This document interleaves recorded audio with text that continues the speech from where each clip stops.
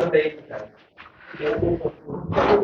बाबू आज हम लोग पढ़ेंगे 5 नंबर का जो रे ऑप्टिक्स में 2 इंपॉर्टेंट क्वेश्चन है डेरिवेशन बेस्ड, उसके बारे में। पहला है आपका refraction of light through spherical surface को डिराइव करने के लिए आता है। दूसरा जो क्वेश्चन आप लोग से पूछा जाता है वो लेंस मेकर फॉर्मूला और लेंस फार्मूला, यानी एक्चुअली कहें ना लेंस मेकर फॉर्मूला में अगर एक छोटा सा स्टेप और आगे बढ़ा देते हैं तो लेंस फार्मूला आ जाता है। तो ये 2 चीज है। हालांकि डेरिवेशन में इसमें मतलब और कुछ है नहीं, जैसे कंस्ट्रक्शन वर्किंग के तौर पर एक और है जो हम लोग माइक्रोस्कोप और टेलीस्कोप वाला जो 5 नंबर में पूछा जाता है। एक प्रिज्म के थ्रू लाइट का जो डेविएशन है ना उसके बारे में पूछा जाता है। तो कम से कम आज हम लोग ये 2 पार्ट क्या कर लेते हैं, कंप्लीट कर लेते हैं। और आप अगर देखोगे क्लोजली सिलेबस को या फिर एग्जाम के पैटर्न को, क्वेश्चन पेपर को, तो ये काफी ज्यादा रिपीटिंग के टाइप का होता है। तो चलिए पहले हम लोग देखते हैं refraction of light through spherical surface.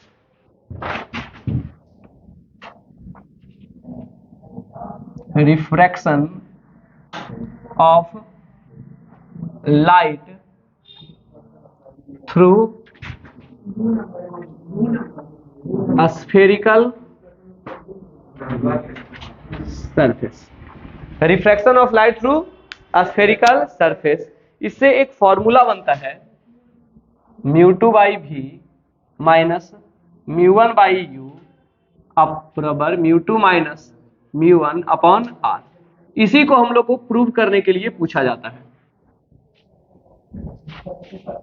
ठीक, तो क्वेश्चन 2 तरीका से रह सकता है। एक तो रहता है कि establish the relation for object and image distance in the case of refraction of light through spherical surface, या फिर डायरेक्ट लिखा जा सकता है कि डिराइव μ2/v माइनस μ1/u बराबर μ2 माइनस μ1/r। तो बाबू या तो ये लिख के आपको डेरिवेशन के लिए कहे प्रूफ करने के लिए, या तो आपको दिया रहे कि refraction of light through spherical surface के लिए एक्सप्रेशन क्या करिए, ऑब्टेन करिए। तो ये 2 तरीका से इस क्वेश्चन को पूछेगा, पर दोनों का मतलब क्या है, सेम है। करेंगे कैसे? तो बाबू सबसे पहले जब आप सॉल्यूशन लिखना शुरू करते हो, खास करके डेरिवेशन वाला क्वेश्चन में, तो आप डायरेक्ट क्वेश्चन बोला है उसका डायरेक्ट आंसर शुरुआत मत करिए, पहले आप उसके बारे में बताइए और उस डेरिवेशन को करने के लिए आप क्या क्या एजम्पशन यूज कर रहे हैं वो भी आप क्या कर दीजिए, लिख लीजिए। तो बाबू हम लोग को टू प्रूव क्या करना है ये तो पता है। अब आगे इस चीज को प्रूव करने के लिए हमें क्या मानना पड़ेगा इस पर बात करते हैं। तो बाबू सबसे पहले हम कंसीडर करेंगे 2 मीडियम को जिसका रिफ्रैक्टिव इंडेक्स μ1 एंड μ2 है, कोई दिक्कत? और इन दोनों मीडियम को जो सेपरेट करने वाला इंटरफेस है वो कैसा होना चाहिए, स्फेरिकल। कैसा होना चाहिए, स्फेरिकल। तो हम लोग लिखेंगे let consider two medium of refractive index μ1 and μ2 whose interface is spherical, whose interface is spherical with radius of curvature r, with radius of curvature capital R as shown below, जैसा कि हम नीचे बना के बताने वाले हैं। तो जब भी डेरिवेशन करना होता है तो इन सब चीजों को लिखना बहुत जरूरी होता है। जब आप ऑब्जेक्टिव सॉल्व करते हो तो आप बाबू लिखने वाला काम को क्या कर सकते हो, छोड़ सकते हो, जस्ट कैलकुलेशन किए, गुना भाग किए, हो गया, ठीक। पर आपको यहां पर क्या करना है, पूरा ये 5 नंबर का क्वेश्चन है, तो आप इन सब चीजों को, इसमें से आप 1-2 लाइन और बढ़ा दो, कुछ और इन्फॉर्मेशन आप कुछ भी कर रहे हो उसको क्या कर लो, लिख लो, पर इतना तो बेसिक पता ही होना चाहिए। तो हम लोग सबसे पहले क्या कंसीडर करने वाले हैं बाबू, 2 मीडियम। आप लिख सकते हो कि ट्रांसपेरेंट मीडियम होना चाहिए रिफ्रैक्शन के लिए, ट्रांसल्यूसेंट भी चलेगा, पर ओपेक नहीं होना चाहिए, आपको पता है, ठीक। तो हम लोग 2 मीडियम कंसीडर किए हैं, दोनों का रिफ्रैक्टिव इंडेक्स, एक का μ1 है, दूसरे का μ2 है, पहले से मान लिए हैं। और इन दोनों मीडियम को जो सेपरेट करने वाला लेयर होता है जिसे हम इंटरफेस बोलते हैं, वो हमारा स्फेरिकल है। और उस स्फेरिकल सरफेस का जो रेडियस है वो कितना है बाबू, कैपिटल R, जैसा कि नीचे हम फिगर में बताने वाले हैं। एक और बात आप लोग को समझाना चाहते हैं कि बाबू आप क्या लिख रहे हो ना, ये चीज कॉपी में, वो एग्जामिनर को तब पता चलेगा जब उसको ध्यान से वो क्या करेगा, पढ़ेगा। पर आप क्या बनाए हो ना, उसको एक बार पलटेगा ना तुम्हारा कॉपी, नजर पड़ते समय पता चल जाएगा कि क्या सही है क्या गलत है। तो बाबू याद रखना कि अगर 19-20 इसमें हो चलेगा, पर फिगर में नहीं होना चाहिए। तो जितने भी क्वेश्चन फिगर से रिलेटेड हैं, आप उसको पहले से घर में 2-3 बार क्या कर लो, बना के प्रैक्टिस करके जाओ। और बिहार बोर्ड का इतना सिलेबस नहीं है, हमको लगता है कि 8-10 से ज्यादा फिगर होगा भी नहीं। तो आप उसी को क्या करना है, थोड़ा बढ़िया से कर जाना है। तो चलो शुरुआत करें। तो सबसे पहले हम इंटरफेस बना दिए, ये हो गया हमारा इंटरफेस, जो कि क्या है बाबू, स्फेरिकल है। इस इंटरफेस के इधर मीडियम 1 है जिसकी रिफ्रैक्टिव इंडेक्स μ1 है, और इधर मीडियम 2 है जिसका रिफ्रैक्टिव इंडेक्स μ2। कोई दिक्कत? आपको पता है बाबू, ये अगर रिफ्रैक्टिंग सरफेस है तो इसका जो मिड पॉइंट होगा, इसे हम पोल भी बोल सकते हैं, ऑप्टिकल सेंटर भी बोल सकते हैं। ठीक, तो हम इसको P लिख देते हैं। और बोलोगे कि ऐसा क्यों लिख रहे हैं, क्योंकि बाबू हम ऑब्जेक्ट को O से डिनोट करते हैं। किसे? तो हम नहीं चाहते कि डेरिवेशन के समय दो को O रहे और आपको क्या हो, कंफ्यूजन हो। ठीक, इसलिए हम इस पॉइंट को किससे डिनोट कर दिए, P से। कोई दिक्कत? आप इसे O से भी डिनोट कर सकते हो, ऑप्टिकल सेंटर बोल के। अब ये जो रिफ्रैक्टिंग सरफेस बनाए हो जो कि स्फेरिकल है, उस स्फेयर का सेंटर होगा ना। सवाल है कि सेंटर लेफ्ट में होगा, राइट में होगा कि लेफ्ट में। आप कर्वेचर के अनुसार से देख रहे हो कि अगर ऐसे है तो सेंटर इधर ही होगा। इसे हम बोलेंगे सेंटर ऑफ कर्वेचर। और सेंटर ऑफ कर्वेचर और ये ऑप्टिकल सेंटर या फिर जो बोले पोल, इसको मिलाते हुए जो लाइन हम ड्रॉ करेंगे, उस लाइन को हम लोग बोलेंगे क्या बाबू, प्रिंसिपल एक्सिस। क्या ये सब बात लिखाना पड़ेगा? आपको लिखने की जरूरत भी नहीं है, कोई दिक्कत? चलिए अब शुरू करते हैं। अब हमें इसके थ्रू लाइट का रिफ्रैक्शन दिखाना है। इसके थ्रू लाइट का क्या दिखाना है, रिफ्रैक्शन। लाइट का रिफ्रैक्शन दिखाने के लिए सबसे पहले आपको एक ऑब्जेक्ट तो लेना पड़ेगा ना, जहां से लाइट आएगा। तो बाबू हम एक ऑब्जेक्ट यहां कंसीडर कर लेते हैं। अगर ये ऑब्जेक्ट है छोटू, तो क्या होगा कि इससे लाइट निकलना चाहिए। हम इससे एक लाइट लेके यहां इंसिडेंट करवा दी, कोई दिक्कत? एक और लाइट चाहिए, क्योंकि इमेज कहां पर बना, ये अगर परसाइज पता करना है तो हमें 2 रे कम से कम पता होना चाहिए नहीं बाबू, तभी पता चलेगा। तो एक रे को हम प्रिंसिपल एक्सिस के सामने ले लेते हैं, प्रिंसिपल एक्सिस पर ही ले लेते हैं। अब आप बताइए कि क्या होगा, लाइट रिफ्रैक्ट करेगा। लाइट क्या करेगा, क्योंकि ये सरफेस जो है वो रिफ्रैक्टिंग है। कैसा सरफेस है बाबू, रिफ्रैक्टिंग सरफेस है। तो लाइट रिफ्रैक्ट करना चाहिए। लाइट रिफ्रैक्ट करेगा तो किधर जाएगा, इसके लिए आपको जो पता होना चाहिए वो है सबसे इंपॉर्टेंट चीज, नॉर्मल। क्या बाबू? और हम आपको बताएं कि स्फेरिकल सरफेस पर नॉर्मल कैसे बनाया जाता है, बताएं कि नहीं, कैसे बनाया जाता है बाबू? तो आप centre of curvature and point of incidence को मिला दीजिए। तो ये हो गया हमारा पॉइंट ऑफ इंसिडेंस, ये हो गया सेंटर ऑफ कर्वेचर, ये मिला दिए, ये बन गया हमारा क्या छोटू, नॉर्मल। ये हो गया एंगल ऑफ इंसिडेंस। अब लाइट या तो नॉर्मल से दूर जाएगा, अगर लाइट रिफ्रैक्ट हुआ है तो या तो नॉर्मल से दूर जाएगा या नॉर्मल के पास आएगा। हम मान लेते हैं कि इधर मीडियम डेंसर है और ये नॉर्मल के पास आया, और पास आके ऐसे चला गया, तो ये वाला जो एंगल हो जाएगा उसे हम बोलेंगे एंगल ऑफ रिफ्रैक्शन। और क्लियर है ना? अब अगर हम इस रे को देखें तो बाबू इसके लिए नॉर्मल कैसे बनेगा, तो ये तो नॉर्मल हो गया ना। तो ये लाइट नॉर्मली इंसिडेंट हो रहा है ना। और आप लोग पढ़े हो कि जब लाइट नॉर्मली इंसिडेंट होता है तो रेयरर से डेंसर जाए या डेंसर से रेयरर, इससे कोई फर्क नहीं पड़ता है, बिना डेविएशन के पर चला जाता है। यानी यहां पर लाइट डेविएट नहीं होगा, बल्कि ऐसे ही चला जाएगा और ये पॉइंट पर कट के जाता हुआ लगेगा जहां पर हमारा क्या बन जाएगा, इमेज। कोई दिक्कत? मुझे नहीं लगता है कि फिगर बनाने में दिक्कत होना चाहिए आपको, सारा एक एक बात समझा के बनाए हैं। ठीक, लाइट किधर से कैसे जा रहा है। अब देखो ये जो ऑब्जेक्ट का डिस्टेंस हुआ उसे हम बोलते हैं ऑब्जेक्ट डिस्टेंस यानी यू।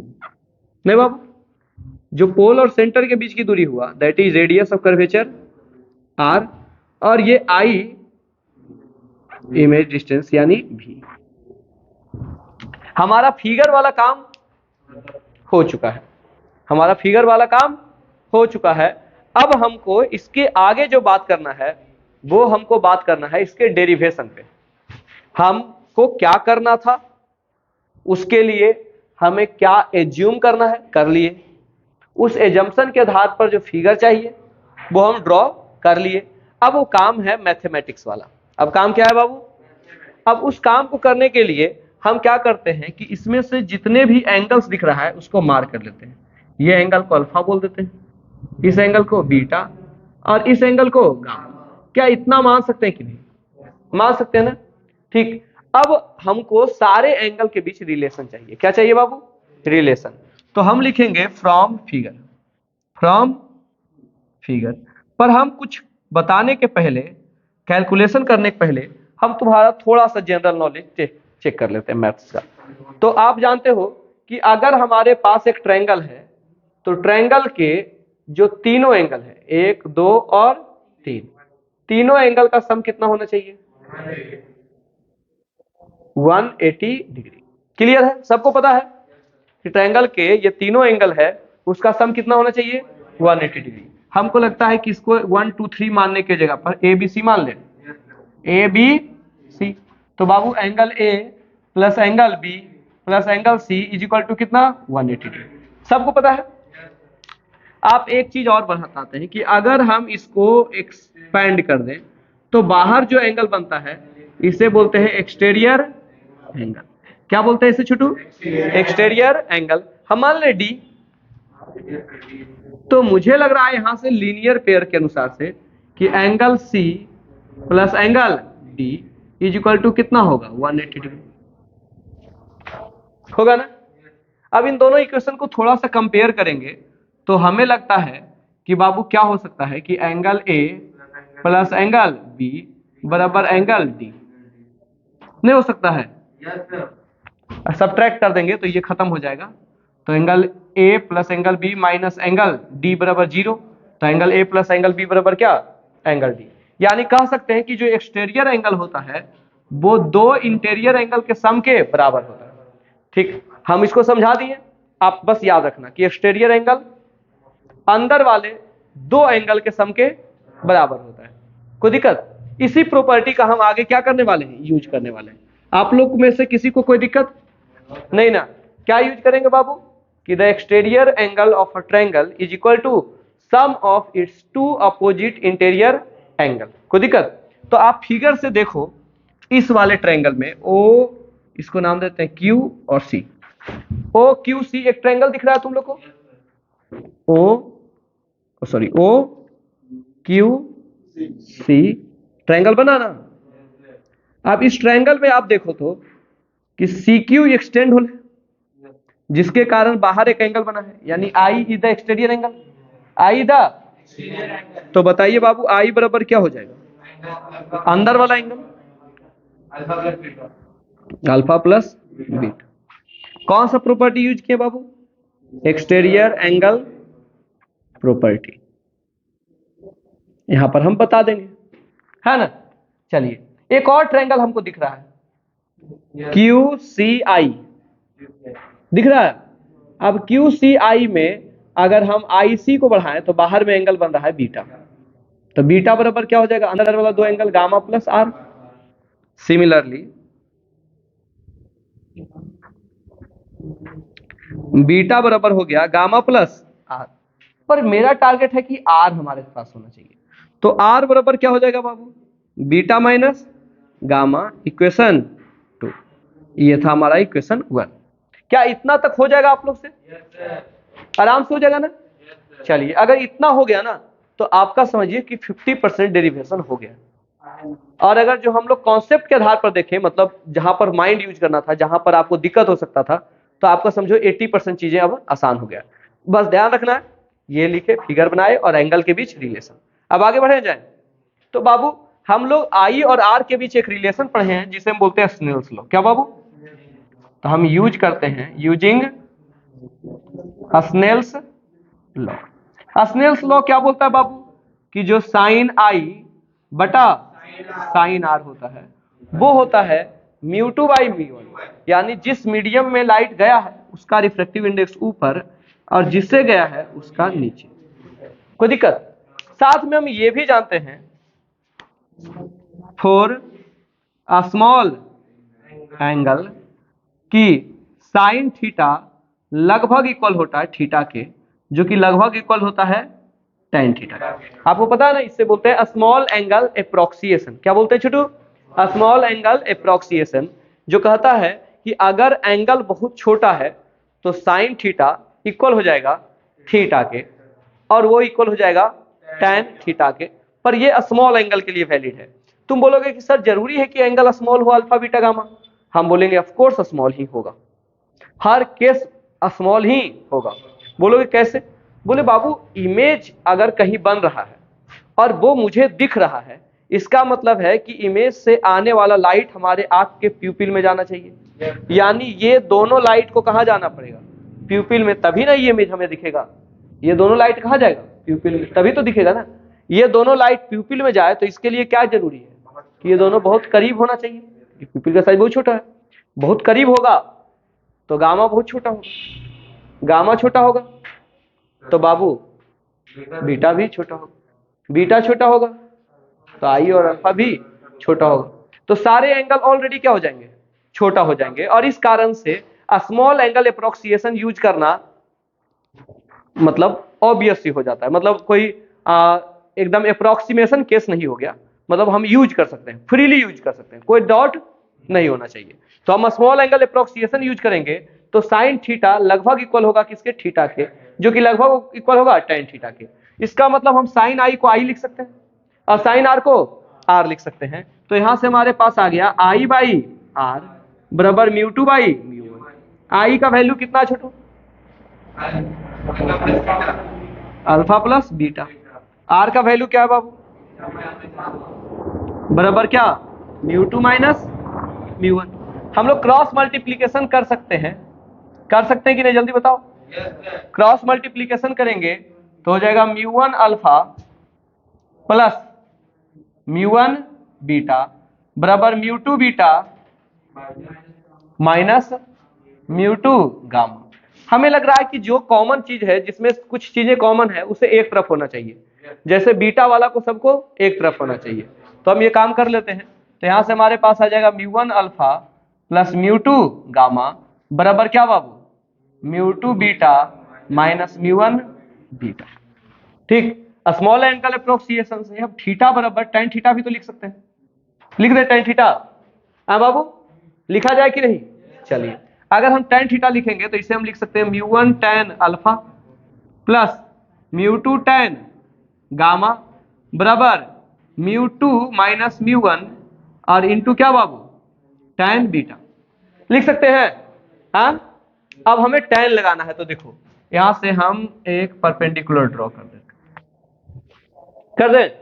तो आप बताइए बाबू, म्यू वन tan अल्फा का वैल्यू बताइए, इसको पी डैश लिख देते हैं। tan अल्फा का वैल्यू क्या हो जाएगा जल्दी बताओ तो परपेंडिकुलर बाई बेस, परपेंडिकुलर क्या हो गया? क्यू पी डैश और बेस क्या हो गया? ओपी। तो यहां से हो गया Q P dash by OP dash plus mu two tan gamma, तो गामा के लिए परपेंडिकुलर तो वही हो गया क्यू पी डैश और बाई क्या बाबू? आई पी डैश बराबर mu two minus mu one और tan बीटा का वैल्यू बताओ। परपेंडिकुलर तो यही होगा क्यू पी डैश और बाई ये क्या हो जाएगा बाबू जल्दी बताओ? सी पी डैश, है ना। अब एक चीज तुम लोग को बता देते हैं, P और P डैश के बीच की दूरी बहुत कम होगा, हम लोग उसको निग्लिजिबल मान सकते हैं अगर एंगल छोटा होगा। देखो जैसे ही अल्फा क्या होगा, छोटा होगा, तो बाबू ये पॉइंट करीब आएगा, और अगर ये पॉइंट करीब आएगा तो पी की वैल्यू भी क्या होते जाएगी, पी और पी डैश की वैल्यू डिस्टेंस भी कमते जाएगा। तो हम लोग एज्यूम कर सकते हैं, we can assume p p dash coincide, ठीक, फॉर अ स्मॉल एंगल है बाबू, फॉर अ स्मॉल एंगल। और हम अब पहले ही समझा चुके हैं कि स्मॉल एंगल लेना क्यों सही है यहाँ पर, ठीक। तो चलिए, तो यहां से हम लोग लिख सकते हैं क्यू पी डैश को कॉमन ले लें, तो ये हो जाएगा μ1 बटा ओपी लिख दें, प्लस μ2 बटा आईपी लिख सकते हैं, बराबर यहां से हो जाएगा μ2 माइनस μ1, और हो जाएगा बाबू QP dash by CP, QP dash खत्म, दोनों तरफ था, खत्म हो गया ना। चलो अब रखो, तो μ1 आप बताइए बाबू ओपी का वैल्यू क्या हो जाएगा, ओपी यू होगा ना, पर इसे माइनस यू लिखेंगे, क्यों, निगेटिव साइड में है, प्लस μ2 बटा आईपी क्या हो गया बाबू, भी, बराबर μ2 माइनस μ1 सीपी क्या हो गया, आर। इसे थोड़ा सा रीअरेंज करके लिख दोगे, तो μ2 बटा भी माइनस μ1 बटा यू बराबर μ2 minus μ1 upon R, and that's your proof. क्या मुश्किल है? आपको देखो क्या है ना कि एक चीज है, तुम लोग बहुत गलत तरीका से रटते हो, पढ़ते हो, ठीक। बच्चा क्या करता है ना कि इसमें एक एक लाइन को रटने लगता है, नहीं, कहां कहां चेंज हो रहा है ना उस चीज को समझो। तो बाबू आपको सबसे पहले इस चीज को ध्यान रखना है कि हमें लिखना है, कुछ प्रूफ करने के पहले क्या लिखना है वो आपको माइंड में आ जाता है, ठीक, कि हमें लिखना है कि एक दो मीडियम क्या करना है, एज्यूम करना है, एक का रिफ्रैक्टिव इंडेक्स μ1 दूसरे का μ2 मानना है। इन दोनों को सेपरेट करने वाला एक स्फेरिकल सरफेस लेना जिसका रेडियस ऑफ कर्वेचर r रहे, आप लैंग्वेज में लिख दोगे, ठीक। उसके बाद आपको क्या करना है बाबू, इधर मीडियम 1 इधर मीडियम 2 सरफेस बना दिए, है ना, स्फेरिकल। अब अगर स्फेरिकल सरफेस है तो मिड पॉइंट होगा पोल, और उस स्फेरिकल सरफेस का सेंटर होगा सेंटर ऑफ कर्वेचर। इन दोनों को मिला के जो लाइन बनाए दैट इज प्रिंसिपल एक्सिस। हम एक ऑब्जेक्ट लेंगे, ऑब्जेक्ट से लाइट जाएगा, ये वाला जो लाइट जाएगा बाबू नॉर्मली जा रहा है, इसलिए क्या होगा, सीधे पार हो जाएगा। ये वाला लाइट के लिए नॉर्मल खींचेंगे, कैसे बाबू, तो point of incidence and centre of curvature को मिलाते हुए ये बन गया नॉर्मल। अब लाइट क्या होगा बाबू, रिफ्रैक्ट करेगा, रिफ्रैक्ट करके ले चले गए, फिगर बन जाएगा, है ना। ये एंगल आई हो गया, ये एंगल आर, बाकी तीन एंगल का नाम दे दिया अल्फा बीटा गामा। इतना तक तो फिगर समझ में आ गया कि करना है। अब हमें देखना है कि भाई हमको आई और आर का वैल्यू फाइंड करना है। आई और आर का कैसे फाइंड करेंगे, तो एक वो प्रॉपर्टी यूज होता है एक्सटीरियर एंगल प्रॉपर्टी। फिगर में देखेंगे कि अच्छा ये वो ट्रायंगल बन रहा है और ये ट्रायंगल में आई बाहर में है, तो आई बराबर हो गया अल्फा प्लस बीटा, निकल गया पहला इक्वेशन। दूसरा हमको देखना है कि आर कैसे निकलेगा, तो बाबू इस ट्रायंगल को देखेंगे तो बाहर में बन रहा है बीटा, तो बीटा बराबर आर प्लस गामा, हमारा आर भी निकल गया। अब आई और आर निकल गया तो स्नेल्स लॉ लगाएंगे। स्नेल्स लॉ लगाने के बाद हम थोड़ा सा स्मॉल एंगल अप्रोक्सिएशन यूज किए, ठीक, क्रॉस मल्टीप्लीकेशन किए, और हम लोग कहां पहुंच गए, यहां पर, नहीं बाबू। अब जैसे यहां तक हो गया, मतलब बीच में कैसे कैलकुलेशन होगा, क्रॉस मल्टीप्लीकेशन कैसे करेंगे, ये तो तुम एग्जामों में कर लेगा ना, कि इसको भी सीखना पड़ेगा, क्रॉस मल्टीप्लीकेशन करना है, इतना याद रखना है, ठीक, और करके हमारे पास एक इक्वेशन बन जाएगा। अब जैसे इक्वेशन बन गया तो एंगल के जगह पर हम स्मॉल एंगल अप्रोक्सिएशन से यूज कर सकते हैं टेन थीटा, ठीक, यानी अल्फा बराबर टेन अल्फा हो जाएगा, गामा बराबर टेन गामा, बीटा बराबर टेन बीटा। टेन बराबर होता है परपेंडिकुलर बाई बेस, ये बताने की जरूरत नहीं है। अब फिगर से perpendicular by base, perpendicular by base, perpendicular by base लिखते चले गए। अब बाबू चूंकि एंगल बहुत छोटा है तो P और P डैश क्या कर जाएगा, कॉन्साइड कर जाएगा, तो हम P डैश की जगह पर क्या लिख सकते हैं, P भी लिख सकते हैं। P भी लिखेंगे, QP डैश कॉमन हो जाएगा, कट जाएगा, हमारा ये आ जाएगा। आसान है। मुझे उम्मीद है कि आप लोग अगर ये क्वेश्चन आएगा तो 5 नंबर पक्का सिक्योर कर लोगे। चलो, तो अब हम लोग को दूसरा जो 5 नंबर का इंपॉर्टेंट क्वेश्चन इससे आता है, ठीक, इसी से मिलता जुलता, वो है लेंस मेकर फॉर्मूला, और हम उसकी बात करेंगे भी। डेरिवेशन है ना, हम थोड़ा सा डेरिवेशन करते हैं तो आपको पता है कि जो बुक का डेरिवेशन रहता है उससे थोड़ा छोटा हो जाता है, क्योंकि हम बहुत सारी बातों को क्या करते हैं, जस्ट सिंबल्स के द्वारा या मतलब ऐसे ही रिप्रेजेंट करके बता देते हैं। पर आप लोग जब डेरिवेशन करना तो कोशिश करना वो चीज को क्या कर सके, लिख सके। जैसे हम डेरिवेशन करते वक्त क्या किए हैं, लिख दिए कि आई बराबर alpha plus beta exterior angle property side में। आप ऐसे नहीं लिखना, आप क्या करना, from exterior angle property the exterior angle of a triangle is equal to sum of its two opposite interior angle. So from the figure triangle, from the triangle Q O C angle I बराबर alpha plus beta. तो इतना करके अगर जो लिखोगे तो तुम्हारा क्या होगा, हाँ अगर देखो एक चीज बताते हैं, ध्यान दो, अगर तुम्हारे पास प्रॉपर टाइम है तो आप यूटिलाइज करके बढ़िया से उसको लिखो, और अगर लास्ट में आप काफी ज्यादा जल्दी में हो तो क्या करो। पर एक राज की बात हम ये कहना चाहते हैं ना कि देखो क्या होता है कि 5 नंबर वाला क्वेश्चन में ना वक्त लगता है, ठीक, तो लास्ट में नहीं, उसे पहले करो।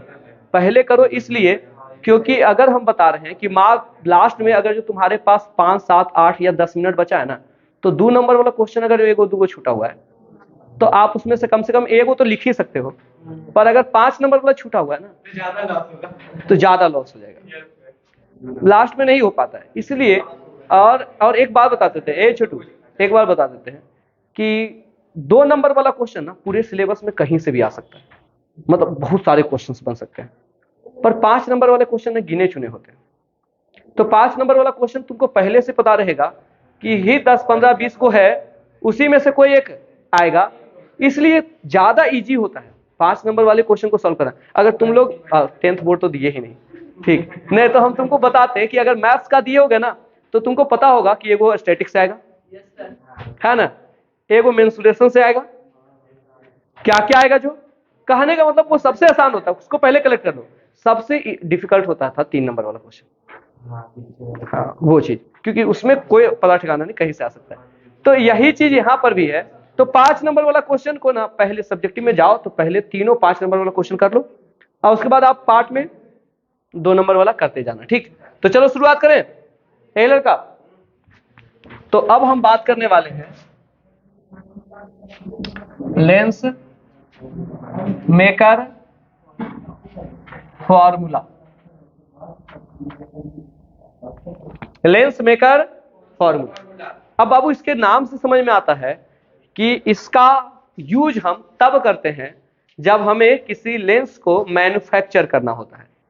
अब बाबू लेंस को मैन्युफैक्चर जब हम करते हैं तो वो कुछ स्पेसिफिक रीजन के लिए करते हैं, है ना, और जब हम उस स्पेसिफिक रीजन के लिए करते हैं तो उसके लिए एक खास फोकल लेंथ, खास पावर की जरूरत होता है। तो ये फॉर्मूला हमें ये बताता है कि अगर आपको इतना फोकल लेंथ या पावर चाहिए तो आपको लेंस का रेडियस ऑफ कर्वेचर कितना कितना रखना पड़ेगा, और आपको कौन से मटेरियल का चुनाव करना है। यानी ये वो फॉर्मूला है जो focal length, radius of curvature and lens के मटेरियल के रिफ्रैक्टिव इंडेक्स को रिलेट करता है ना। तो हम क्या लिख सकते हैं बाबू, द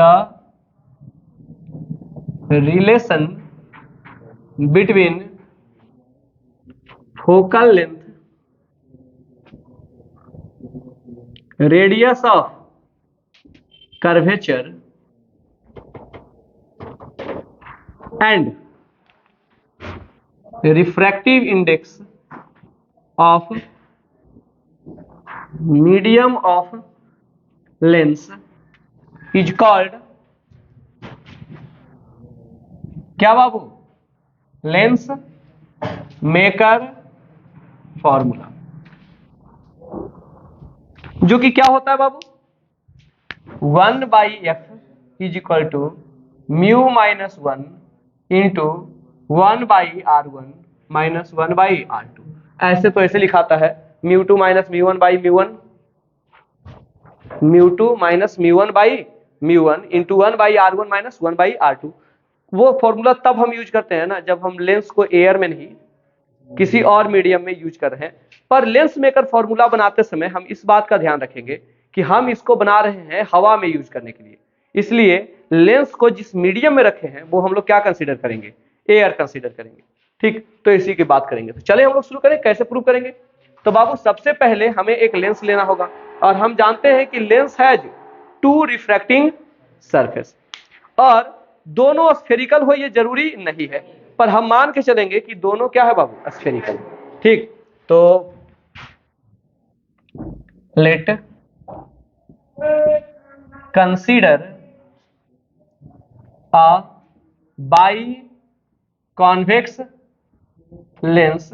आप कोई भी लेंस कंसीडर कर सकते हो, हम यहां पर कौन सा कंसीडर कर रहे हैं, बाई-कॉन्वेक्स। ठीक, तो late consider a by-convex lens of radius of curvature R1 and R2 is made up of a medium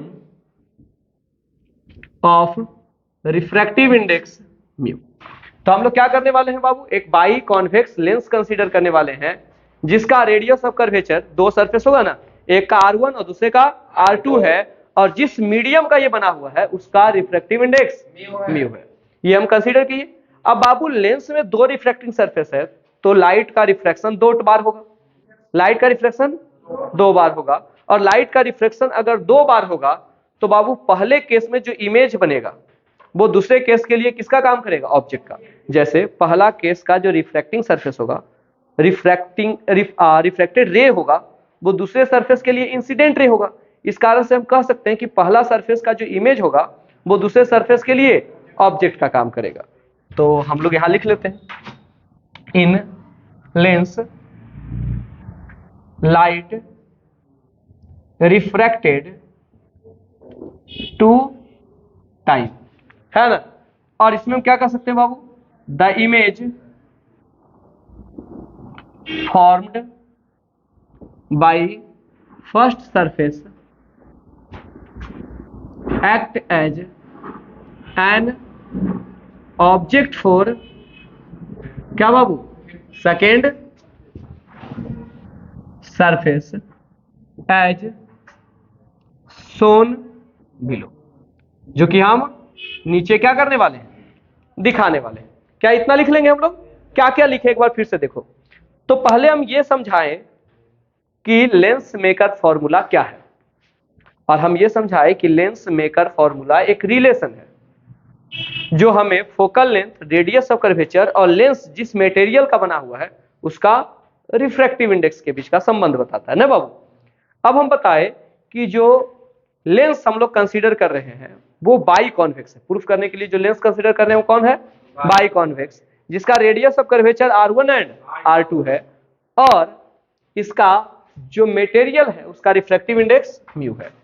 अब हम लोग जानते हैं कि अगर लेंस है तो लाइट का रिफ्रैक्शन दो बार होगा, दोनों सरफेस से होगा। एक सरफेस के द्वारा जो इमेज बनेगा वो दूसरे सरफेस से ऑब्जेक्ट का काम करेगा, जैसे कि हम यहाँ पर फिगर में दिखाने वाले हैं। तो बाबू ये देखो हमारा हो गया लेंस, क्या हो गया छोटू, बाई कॉन्वेक्स लेंस। ये हमारा क्या हो गया छोटू, जल्दी बताओ, प्रिंसिपल एक्सिस। ठीक, ये हो गया हमारा ऑप्टिकल सेंटर।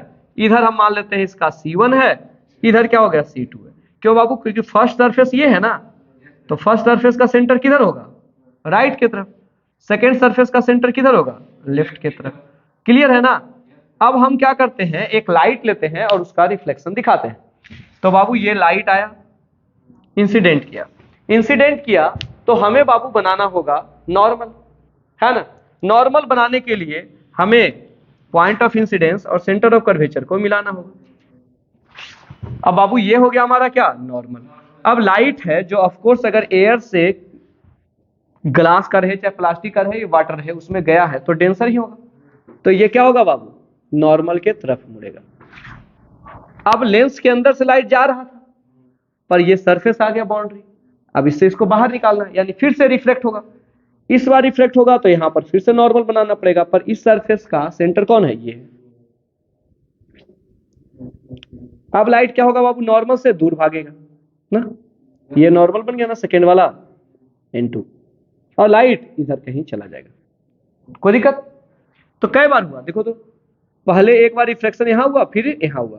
फर्स्ट बार रिफ्लेक्शन से जो रिफ्लेक्टेड रे बना वो सेकेंड के लिए क्या है? Incident ray. देन आफ्टर हमारा रिफ्लेक्टेड रे बना फाइनली। तो यही कॉन्सेप्ट को हम यूज करेंगे और आगे बनाएंगे। तो हम लोग क्या करते हैं कि अब फिगर अलग अलग करके बनाते हैं। क्या करते हैं? अलग अलग। दोनों में एक साथ रखेंगे ना तो बड़ा दिक्कत होगा। तो हम देख लेते हैं एट फर्स्ट सरफेस। हम लोग कहां देख लेते हैं बाबू कि लाइट का रिफ्लेक्शन फर्स्ट सरफेस पर कैसा हुआ है। तो छोटू ये बन गया हमारा फर्स्ट सरफेस। ऐसा ही है ना छोटू? फिगर देखो, फर्स्ट सरफेस ऐसा ही है ना रे, स्फेरिकल। इधर का जो रिफ्रैक्टिव इंडेक्स है वो 1 हो जाएगा क्योंकि हम एयर कंसीडर किए हैं, और इधर का रिफ्रैक्टिव इंडेक्स म्यू हो जाएगा क्योंकि हम मटेरियल का रिफ्रैक्टिव इंडेक्स म्यू कंसीडर किए हैं, क्योंकि इस सरफेस के राइट के तरफ लेंस का मटेरियल है और इधर क्या है बाबू? एयर है। तो इधर 1 हो जाएगा, इधर म्यू हो जाएगा।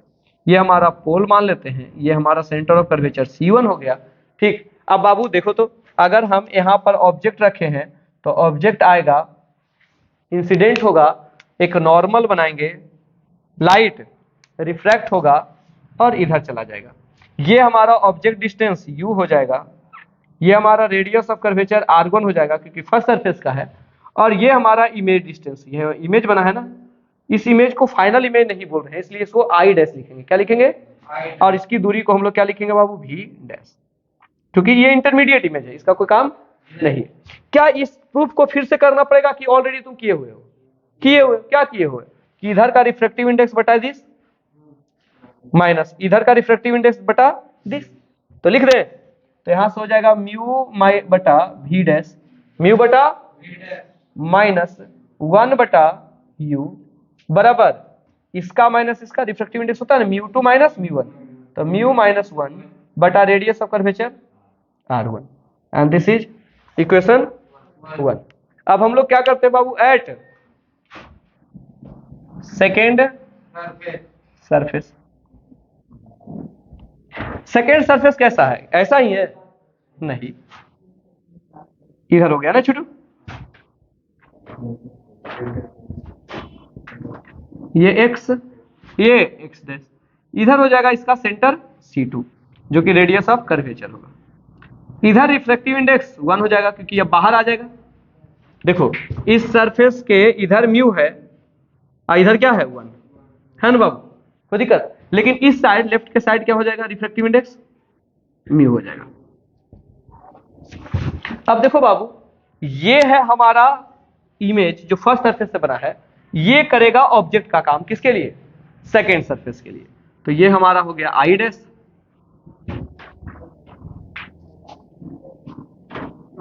और ये हमारा फाइनली क्या बन जाएगा? I बन जाएगा। ये हमारा फाइनली I बन जाएगा। ठीक, अब ये वाला जो दूरी हो गया वो क्या हो गया? V डैश, और ये जो दूरी होगा उसे हम बोलेंगे फाइनल V। क्या बोलेंगे? Final V। फिर से प्रूफ करना पड़ेगा कि प्रूफ फॉर्मूला तो पड़ता है। क्या बाबू? इधर का रिफ्रैक्टिव इंडेक्स बटा दिस, इधर का रिफ्रैक्टिव इंडेक्स बटा दिस, तो बाबू 1 बटा V माइनस म्यू बटा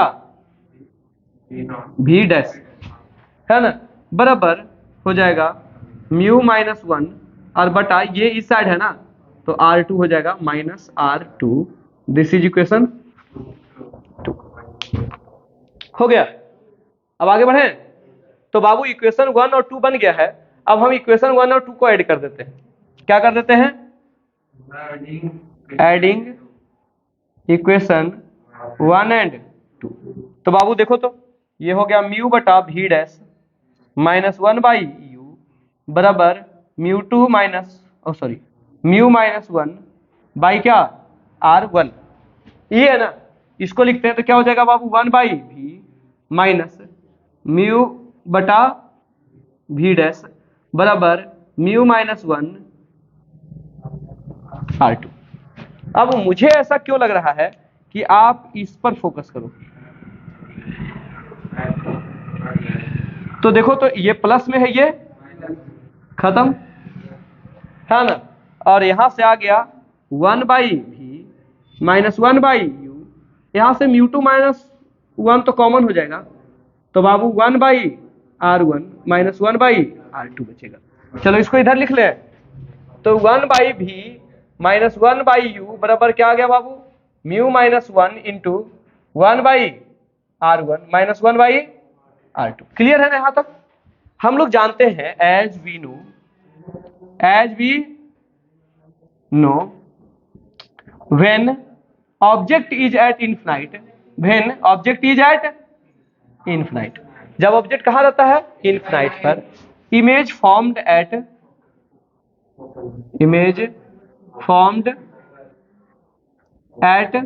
फोकस, यानी जब u बराबर इनफिनाइट होगा तो v बराबर f हो जाएगा। जब u बराबर इनफिनाइट होगा तो v बराबर f, तो हम रखें तो v के जगह पर f रखेंगे, तो हमें u के जगह पर क्या रखना होगा, इनफिनाइट।